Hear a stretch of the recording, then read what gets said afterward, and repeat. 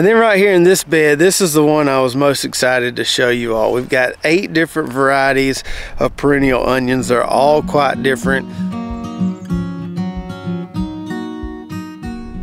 What's up, Lazy Dog fam? Hope all y'all are having a wonderful day. It is Monday, January 29th here in South Georgia, and as you might have guessed, this video is about onions. We're going to check on our short day onions over here, which have really started to take off lately since we've been getting some warm weather. But I really want to focus on all these different perennial onions we have growing, some in the ground, some in the raised beds. Starting to see some really interesting things with this little trial we've got in one of these tall raised beds back here, so I definitely want to show you that. So let's start out with a quick little update on our 4 rows of short day bulbing onions, and these have really started to take off lately. Been getting some warmer weather. They're responding well to our fertilization program, and they're starting to show us the growth that we want to see, especially with this DP Sweet variety here. These have grown a ton in just the last week. So although they're looking good and it's great to see them growing a lot faster now, they're still not near as big as they should be at this stage in the game. At the base of most of those plants, we're looking at about a dime diameter. Some of them are closer to a nickel. They should be about a quarter diameter by now, or a little bit bigger, but the cold weather just seemed to slow them down this year. But that's okay. I think we're still going to get some really nice onions out of here, just probably not some of those monsters that are close to 3 pounds like we got last year. And one more thing relative to feeding onions and growing onions during the winter, we fed these pretty well. I don't think if we fed them anymore, they would be any more grown by now. I think it's just the cold weather slowed them down a little bit. As long as your onion tops look nice and dark green, you're probably doing a good enough job feeding them. It's just some years you're going to get more warm weather in the winter than you are others. Alright, so now let's talk perennial onions. Right beside those short day onions, we've got a double row of potato onions, and for the most part, these are looking really, really good. I can't figure out what's going on with a few of these plants. Just randomly along this row, I'll have 1 or 2 plants that look like that one right there. I don't know if the cold just got that one or why it looks like it does. Most of them look like these right here, look really, really nice. They're multiplying really well and growing fast. And then over here we've got these Louisiana Evergreen Shallots, which do look a lot like those potato onions. Now you may recall a month or 2 ago we moved all those Evergreen Shallots from this raised bed to right over there. So they just got too thick in here. There was too much moisture in the soil. Some of them were starting to rot, and we had to get them out of here, give them a little more space. And that worked really well. All these plants are getting a lot more sun now. They look a lot more green and healthy. Now, I didn't completely divide all these when I replanted them. Some of them I planted in clumps. You can see this kind of dead sheath that these things have been shedding here as they multiply even more. That's what that dead stuff is there that you can see around those plants. But they're greening up from top to bottom now and dividing out even more, looking really good. I think the in-ground plot is the way to go for these. Now, the one perennial onion I can't really figure out yet would be this red Egyptian walking onion. These were nice and tall and pretty before winter came along, and then they've kind of just died back. They've started growing a little bit more in the last week with some warm weather, but I thought these things were pretty cold hardy. Maybe they just don't like the cold weather that much. It didn't kill them, it seemed to knock them back pretty good. Hopefully they rebound here come spring and get nice and tall again. And then right here in this bed, this is the one I was most excited to show you all. We've got 8 different varieties of perennial onions. They're all quite different. We do have a row of parsnips in the middle there looking good, but today we're going to focus on the onions. So as you can see here, some of these are really big, and then some of them are really small. And the trend seems to be the bigger the plant, the less it multiplies. The smaller the plant, the more it multiplies. Now, that's not a steadfast rule. I'm not ready to write that in stone, but that's a nice little trend we're seeing here amongst these 8 different varieties.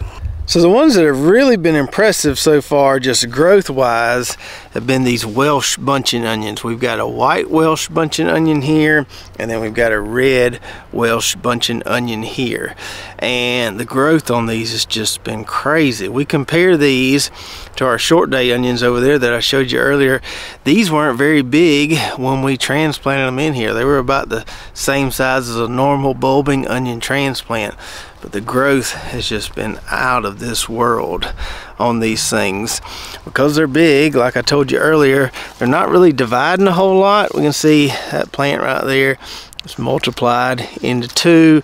That one there is trying to multiply into two on the white ones. And we're getting a little bit of division here on a couple of the red ones, but not a ton. Mainly, we've been getting just all this nice green growth. And then moving on down the line here, we've got the Heritage White Walking Onion. And this one seems to be a lot more happier than those red Egyptian walking onions I showed you earlier. They kind of got burnt down or just starting to grow back. These right here look really vigorous. Didn't seem to be bothered by our weather at all, and they're even dividing a lot more than those Egyptian walking onions are. Every clump here has divided at least once. That one there has got, I don't know, 6 or 7 multiples in it. Then moving around to the other side here, we've got this Green Mountain potato onion, and this one just looks okay. It looks a lot like some of those other potato onions we have in that in-ground plot. Looks like the cold might have got to some of them a little bit, but I expect them to rebound pretty soon. And you might be wondering what's the difference between a potato onion and a Green Mountain potato onion, and I would say your guess is as good as mine. I don't really know. If you know, let me know in the comments below. I will tell you this, the potato onions, just regular potato onions I guess, had white bulbs. Those Green Mountain potato onions had tan bulbs when we planted them. That's the only difference I can really tell so far. The next on the list, we've got this Flagpole Scallion. I don't know much about this one. I do know that it's growing pretty well. Not quite as vigorous as those Welsh bunching onions, but pretty dang close. This one doesn't seem to multiply and divide a whole lot. I've got one plant that's split into 2 there. Most of these are just putting on more vegetative growth. Then we have the Etoy multiplier onion. Now, I have been told that these multiply like crazy, and whoever told me that was right. It's amazing how fast these things reproduce here. They don't get very big, but they just divide and divide and divide. We started with a little bitty clump right there. Maybe just one plant. I can't remember if we split all these up into individuals or not, but either way, we've gotten a lot more than we started with. Then second to last, we've got this bunching onion of Madagascar, and I've been pulling hard for this little guy right here. For the longest time, it didn't look like it was gonna make it, but now it looks like it is gonna make it. Looks like we got 4 little plants there. I don't think I'm gonna mess with those, just gonna let them grow out and see what they do. They do look a lot like the Etoy there, but there are some differences as well.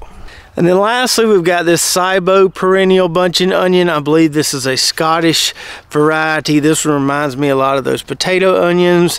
A decent divider, decent growth, but not as vigorous as some of the other varieties we have in the bed. So it's been really cool to kind of watch this all unfold, because when we planted all these different perennial onion varieties, they all kind of look the same in the beginning, but as they grow, we can see some stark differences between growth habit and how much they multiply and divide. Now, when we planted all these in here, I did so with the intention of leaving them here for a while, assuming they did well. I also knew that some of the more aggressive multipliers were going to need to be kind of broken up, split up, and spread out a little bit. And so that's why I ran my mainline tubing all the way to the end of the bed.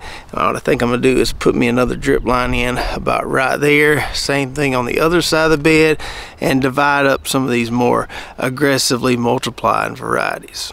So this will be pretty quick and easy here. I've already got me a drip line cut to length. I already got the fittings on it, so we just need to punch us a hole here. Make sure we get it on the right side of the tubing. Oh, I got my water running. I better turn that valve off. Now I can punch a hole.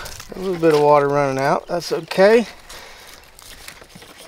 Get that fitting in there.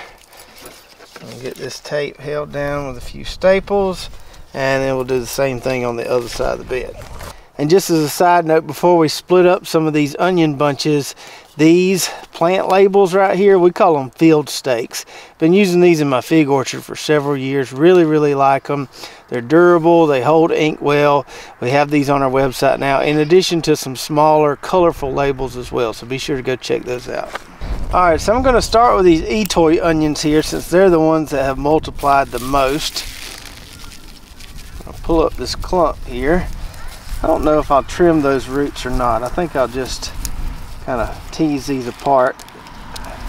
Make sure I keep some roots on each plant. I don't know that I'll be able to get each individual one pulled apart, but we can separate them out a little bit here. Probably leave, I don't know, 2 to a bunch there. All right, that should be pretty good there. Got those pulled apart, and these things smell amazing. I wish you could smell these. So now I'm just gonna replant them here in this spot we have allocated for this variety, and we should get even more division going on over the next couple months here. All right, so it don't take long to run out of space when you're splitting up these little multiplying onions.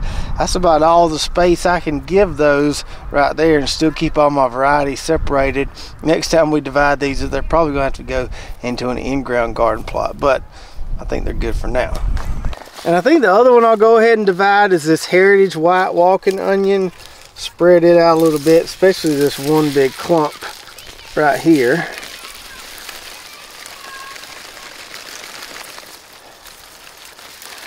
You can see a nice pretty white color on those.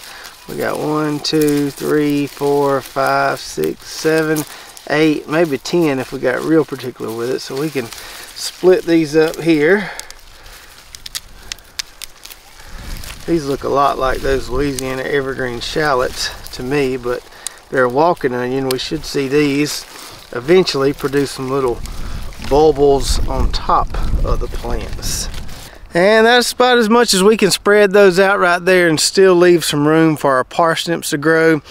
Hopefully, some of these others will start multiplying in the next month or so, and we can have just a beautiful display trial of all these great perennial onion varieties.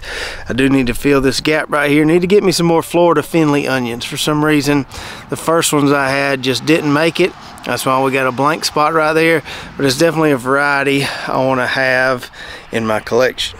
So I hope you enjoyed seeing all those cool perennial onion varieties from all over the world.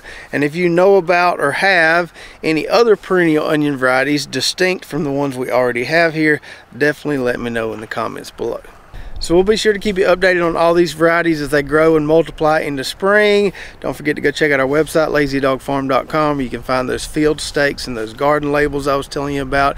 And if you want to see what all those perennial onion varieties look like when we planted that bed, you can do that by watching this video right here. So check that out. We'll see you next time right here at Lazy Dog Farm.